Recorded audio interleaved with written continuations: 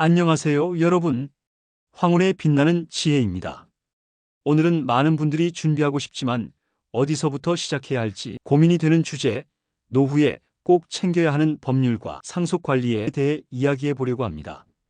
미리 준비하면 가족 간의 갈등을 예방하고 더 평온한 노후를 보낼 수 있습니다. 실제 사례를 통해 더 자세히 알려드리겠습니다. 끝까지 시청해 주세요. 파트 1. 건강관리 위임장 작성. 건강관리 위임장은 본인이 의사결정을 할 수 없는 상황에서 대신 의료적 결정을 내릴 사람을 지정하는 서류입니다. 이 서류가 있으면 가족들이 혼란을 겪지 않고 본인의 뜻을 반영할 수 있습니다. 사례 1. 갑작스러운 사고를 대비한 김영수 할아버지. 72세 김영수 할아버지는 뇌졸중으로 갑작스럽게 의식을 잃었지만 미리 작성해둔 건강관리 위임장 덕분에 큰딸이 모든 의료 결정을 맡을 수 있었습니다. 큰딸은 김 할아버지가 원했던 수술과 치료를 결정했고 가족 간의 갈등도 없었습니다. 사례 2. 병원비를 둘러싼 가족 간의 갈등을 막은 이정자 할머니. 68세 이정자 할머니는 위암 진단 후 치료를 받을지 말지 고민했습니다. 건강관리 위임장을 통해 막내 아들에게 의료 결정권을 주었고 다른 가족들이 이 결정을 존중하며 치료가 순조롭게 진행될 수 있었습니다. 건강관리 위임장의 주요 항목은 다음과 같습니다. 위임인의 이름과 생년월일, 위임받을 사람의 이름과 관계, 위임 내용, 예를 들어 의료적 결정 권한이 있습니다. 파트 2. 유언장 작성과 상속관리. 유언장은 재산을 어떻게 분배할지 본인의 뜻을 명확히 적는 문서입니다. 미리 작성하지 않으면 가족 간의 분쟁이 생길 가능성이 큽니다. 사례 1. 박순자 할머니의 분쟁 예방 사례. 75세 박순자 할머니는 5억 원 상당의 재산을 자녀들에게 나누어주고 싶었지만 자녀들이 다투지 않을까 걱정했습니다. 변호사와 상담 후 공증 유언장을 작성해 자녀들에게 명확한 상속 비율, 첫째 40%, 둘째 30%, 셋째 30%를 알렸습니다. 자녀들이 유언장을 확인하고 분쟁 없이 상속이 이루어졌습니다. 사례 2. 유언장이 없어 갈등을 겪은 김철수 할아버지의 가족. 80세 김철수 할아버지는 유언장을 작성하지 않은 채 돌아가셨고 남겨진 부동산을 두고 자녀들 간의 갈등이 발생했습니다. 큰아들은 아버지가 구두로 나에게 집을 물려주겠다고 하셨다고 주장했지만 법적 근거가 없어 재산 분배가 복잡해졌습니다.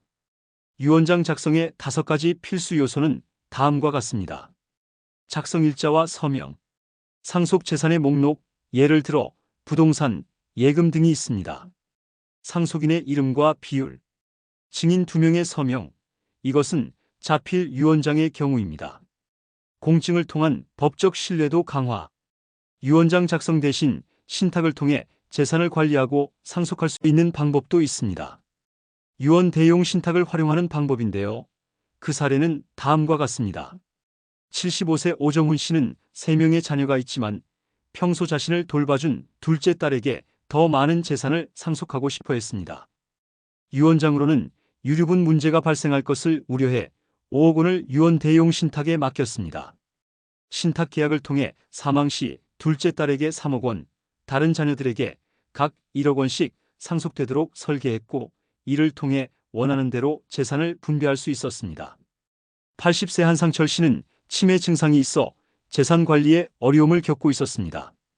자녀들과 상의 후 유언 대용 신탁을 설정하여 신탁회사가 재산을 관리하도록 했습니다.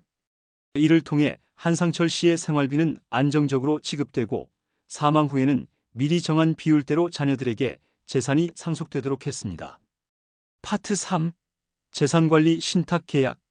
신탁계약은 본인의 재산을 특정 기관이나 사람에게 맡겨 관리하게 하는 방식입니다. 치매 등으로 재산 관리를 직접 하기 어려울 때 유용합니다. 사례 1. 정미자 할머니의 신탁 활용 사례.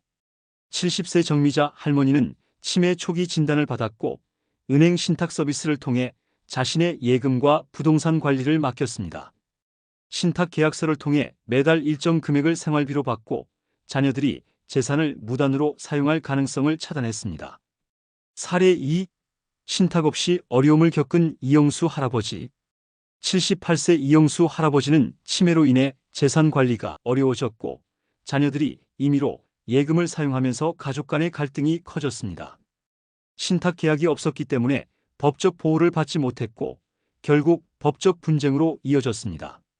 신탁 계약의 주요 항목은 아래와 같습니다. 신탁 재산의 종류, 예를 들어 예금, 부동산이 있습니다. 신탁 회사나 수탁인의 정보, 관리 및 지급 조건. 파트 4. 상속세 절감 전략. 상속세는 재산을 상속할 때 발생하는 세금으로 이를 줄이기 위한 전략이 필요합니다. 사례 1. 증여를 활용한 박철수 씨의 사례. 65세 박철수 씨는 자녀들에게 매년 5천만 원씩 증여하면서 상속세 부담을 줄였습니다. 증여세 면제 한도를 활용해 세금을 크게 절약했습니다. 사례 2. 보험 상품을 활용한 김영자 할머니. 72세 김영자 할머니는 사망보험금을 상속세 재원으로 활용하는 보험 상품에 가입해 자녀들의 세금 부담을 줄였습니다. 다음은 상속세 절감의 3가지 방법입니다. 증여 활용, 연간 비과세 한도 성인 5천만 원, 미성년자 2천만 원. 보험 상품으로 상속세 재원 마련, 가업 상속 공제 등 세제 혜택 활용. 오늘은 노후에 꼭 알아야 할 법률과 상속 관리를 실제 사례와 함께 알아봤습니다. 건강관리 위임장, 유언장, 신탁계약, 상속세 절감 전략까지 지금부터 준비하면 더 평온한 노후를 보낼 수 있습니다. 이 영상이 도움이 되셨다면 좋아요와 구독 부탁드립니다. 궁금한 점은 댓글로 남겨주세요. 다음에 더 유익한 정보로 찾아뵙겠습니다. 감사합니다.